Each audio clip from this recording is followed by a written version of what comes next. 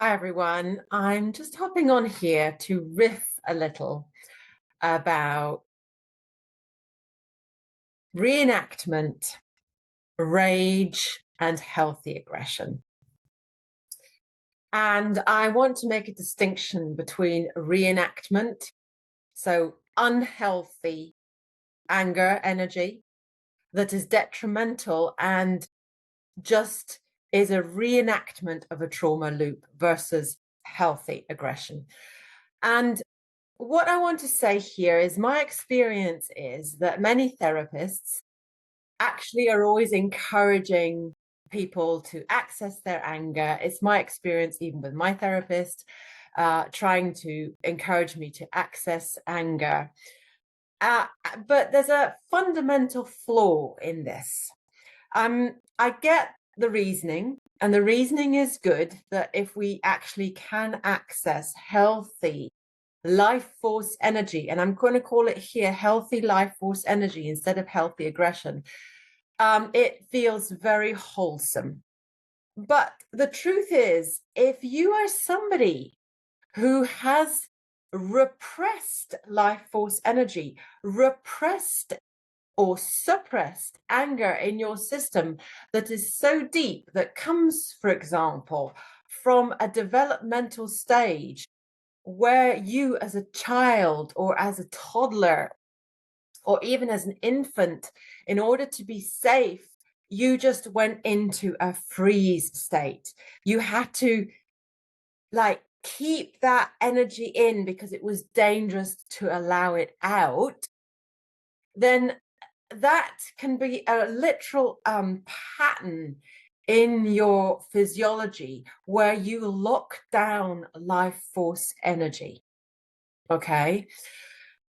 And or you turn life force energy against yourself to keep yourself safe, which is another pattern that we can develop when our anger and our aggression, our healthy aggression, as toddlers, young ones, has been shut down, shut up, and repressed in order to stay safe, or the message has been that you're not allowed to let this out, or you get punished when you let this out. Now, if the message has been that you get punished when you express rage as a toddler, you are learning kind of that expressing rage is going to have a backlash. So you can have a pattern where every time the life force of healthy aggression, rage, or anger comes up, that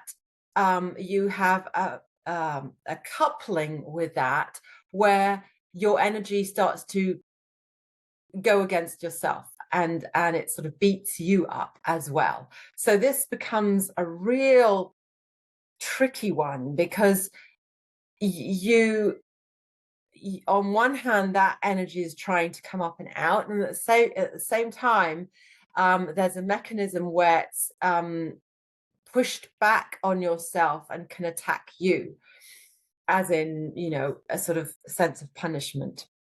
The reason why I'm talking about this is because I have experience with this in my system, and I really find it important. Although the idea of expressing anger and tapping into our anger has a lot of value, and I work with that in neurosensory voice work, but in my experience, most of the time in my experience, it's not helpful, or the way therapists or people talk about it is not helpful, because if you have something like I've just described, where there's a mechanism where life force energy is locked down in your system, through developmental trauma primarily, you will first need to cultivate the capacity to be with sensation. Because just going into some kind of enactment of what anger looks like or what anger can be is simply not going to work. It's going to re-traumatize you, and it's going to feel contrived. And at a deeper level, it actually is worse. It's not just contrived. You might experience it as energy running through your system in a habitual way that is making you feel worse. And that would be literally like the definition of, reenactment, re-traumatization. And it feels like those energy pathways in your system, if you compare your system a bit to electrical wiring in a house or in a car, there might be habitual grooves where you allow energy to move through, and these are very deep and they feel like really awful and yucky in your system. And the more you try and express that anger or are encouraged to, the more these grooves actually get embedded in your neurobiology. They get embedded in your wiring, in your mind, and in your whole physiology. And so actually, when we want to work with aggression, healthy aggression, life force energy in a very titrated way, the first step is simply being with the sensations that literally are difficult to be with. And I was going to say literally drive you crazy, because the sensations just drive you crazy. They make you reactive. So staying with those sensations is the very first step. I mean, lots of people say, oh, it's about setting a boundary and saying no. That has some truth. But if you're somebody who goes from rage into collapse and fights to be heard, or constantly is trying to emphasize your experience, your reality, your truth, it's pointing to the fact that there is a denial of your truth. There is an annihilation of your experience. And the only way, in my experience, to really start working with this is to either have somebody that hears you and then be able to work with the level of sensation. You can parallel work with the story, but this is where we really, really need to slow it down and titrate, because simply regurgitating the story in order to be heard is going to be like going on a rant. So if you have a family history where you rant and other people rant, you will know that ranting does not feel satisfying. It simply leaves you wanting to rant more. And you might even feel that the way the energy circulates in your system when you rant is like gritty, frustrating, and just sensation that is really difficult to hold. So we want to find, and this is a trick in neurosensory voice work, we want to find that spot where you can feel that of that frustration, but not go into acting it out or enacting it from a disconnected level. So from being disconnected from your physiology, from your body, which often happens. So it's more about feeling it in your system. Where is that activation? Where is that energy? And what does it feel like? Does it feel like needing to run away? Does it feel like needing to lash out, like really lash out physically with your arms? Or does it feel like running with your legs? And there's a big difference in that, okay? And we need to work with that.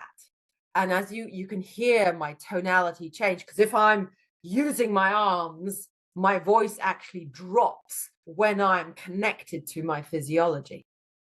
When I'm disconnected, my voice is going to go all up like this. And that's different. Okay.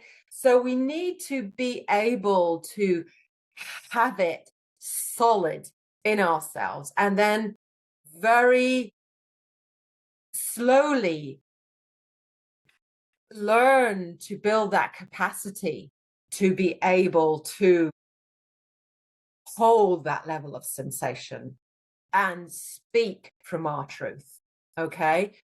This is not about, I've got to say the right thing. This is not about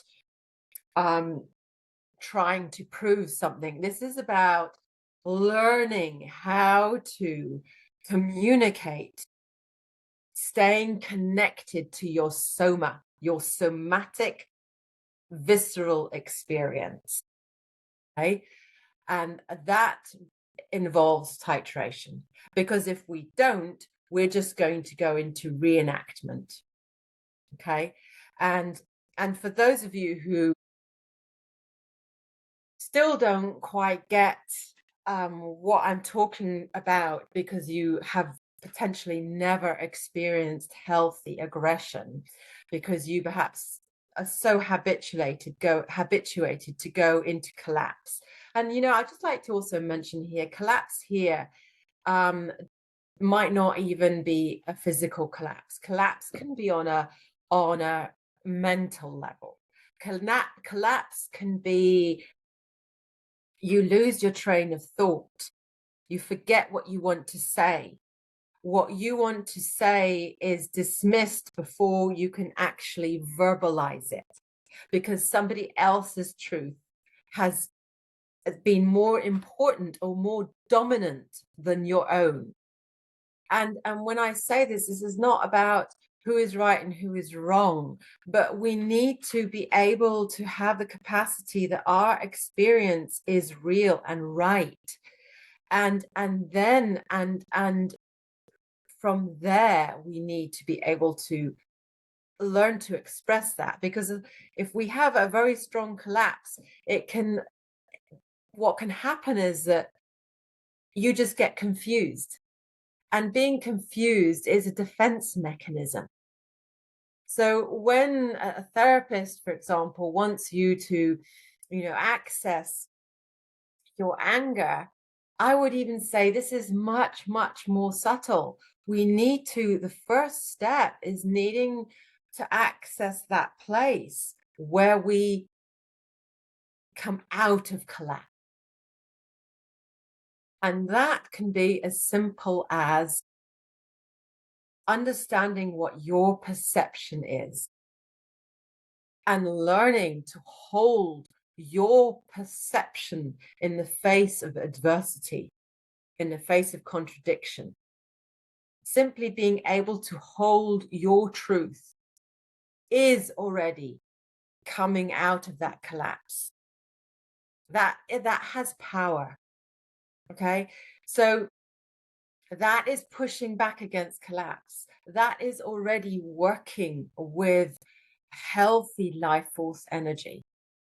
Because if you've never really experienced healthy aggression, you can't actually relate to what it is. And many people coming to voice work suddenly understand, when we work with neurosensory voice work, they come to understand, oh my goodness, I feel powerful. I feel powerful, because the voice gives you that sense of feeling powerful. And that's why people say, freedom of speech is a form of power.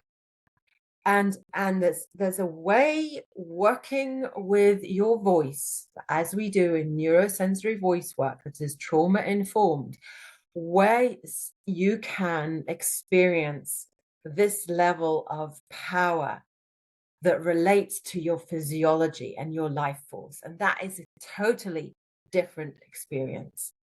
And it does not come from trying just to be loud, working with your voice in a disconnected way.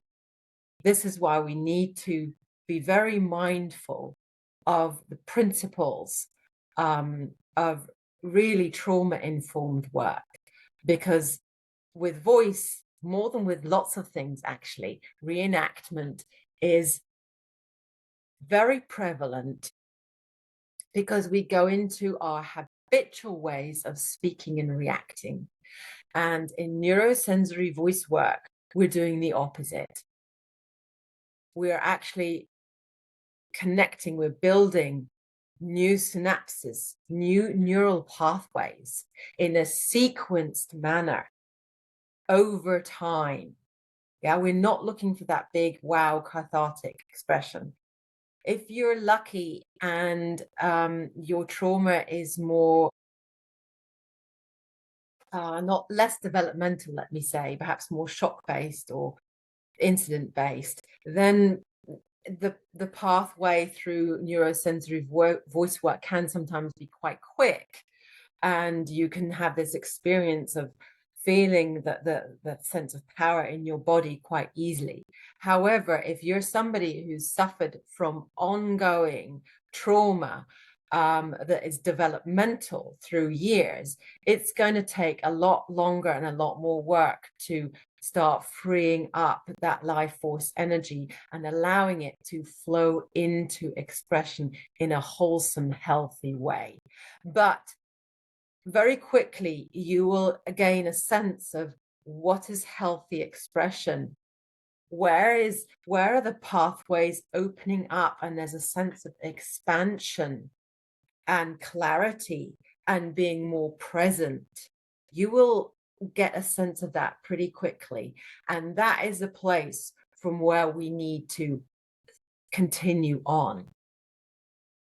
Because if we think of if we think of the work with anger and healthy aggression as setting boundaries, sometimes that boundary might simply be, I'm not going to think about this anymore. I'm not going to give this my attention. And that is a boundary surrounding your life force. And being able to do that is an achievement. Okay.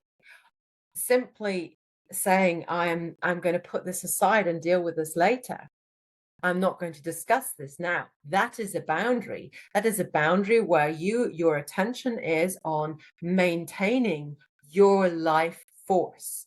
And this especially speaks to people who, who have learned that they perhaps automatically try and regulate the relational field they are in, instead of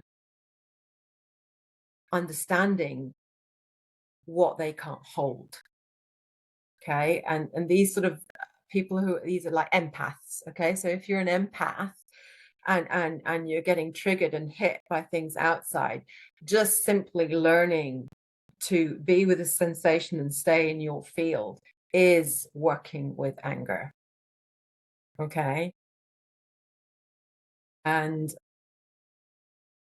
it's important, that's why I made this video, for me, that people understand, because lots of people, lots of therapists, lots of practitioners encourage anger work, but few speak about enactment. And enactment is very, very unhealthy, and it's very difficult to deal with, because the moment you associate something with anger, you're going to go into enactment,